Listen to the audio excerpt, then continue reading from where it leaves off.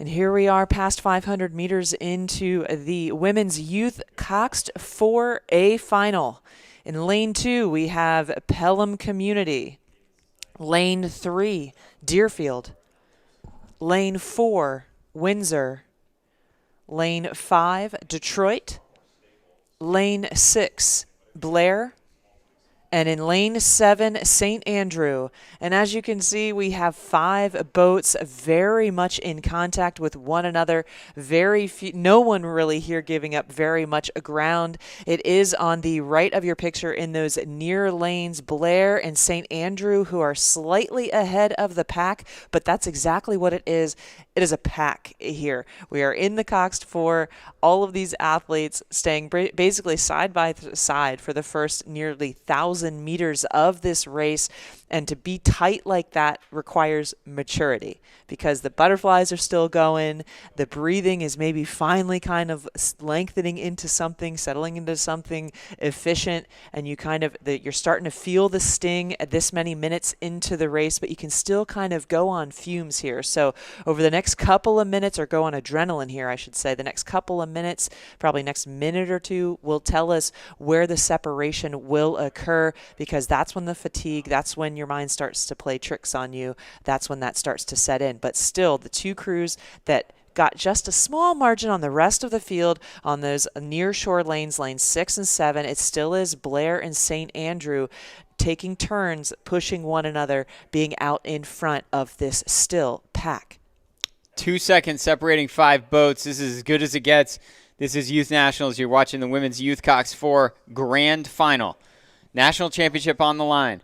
St. Andrew in lane 7. They did not win their semifinal. In fact, they finished 3rd in their semifinal.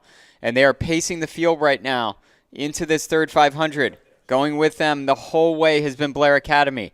Of the other 3 boats, it's now the Windsor School that's starting to move up. They're sitting in 3rd place in those red jerseys in the gold boat. But look at how close it is between the blue boat of Detroit and then the far boat, which is Deerfield. Everybody still in this thing. The only one off the pace a little bit is Pelham Community. They're up there in lane 2. Haven't seen them in the shot that much as St. Andrew really extends their lead now. They're going to be closest to the beach coming down. They're going to have some of their spectators from Roswell, Georgia, I would think, out on the beach as they hit the beach. We're approaching 500 meters to go. It is St. Andrew that threw the first haymaker here of the 5 as they were sitting a little bit out front, maybe a couple of feet all the way. Now they have a half a length. You can see ahead of still second place, but trying to hang on is Blair Academy, being pushed really hard by Windsor. You know, I was thinking I have never used so many boxing analogies in rowing before, but I would say this is a playful banter that we have going on among all of these crews. It was Windsor in the yellow hull who was in 3rd place early on in the race, and you could see that they were just moving ever so slightly faster than the 2 crews flanking them out of Deerfield and Detroit. But now, by virtue of what Windsor has done early on, just being slightly more efficient. And when I say slightly, I mean the tiniest hair of a fraction of a margin more efficient per stroke than Blair, as we're all into the last 500 meters of the race. St. Andrew did extend their lead to about a half a length through that third 500, but Blair is not rolling over. They are not taking this lightly. They're staying right in there, and with the pressure that is being applied by Windsor, Windsor is almost even with Blair. Blair is still maintaining that maybe a foot over Windsor at this point, but Windsor is the other program here, the other crew here that has been putting the most, jumping into this the playful banter that we're having on the nearshore side of the course between Blair and St. Andrew.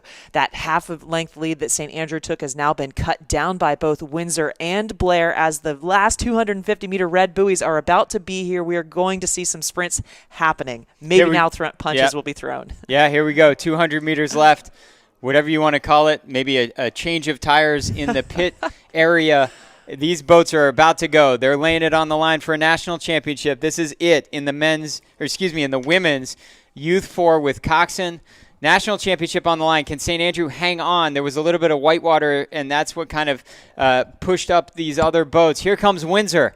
Windsor in the gold boat is right to level with St. Andrew. It's going to come right down to the line. Who has the most left in the tank in these last 15 strokes to try to take the gold medal and trophy back home with them from Nathan Benderson Park. It's going to come down to a photo finish, I think, Lindsay. Break out the camera. Here we go. Get that camera ready. It's going to be Windsor maybe by a couple of feet. So Windsor coming in through. They were sitting in third place for almost half this race, and it looks like they nipped everyone at the line to take the championship in the women's youth 4.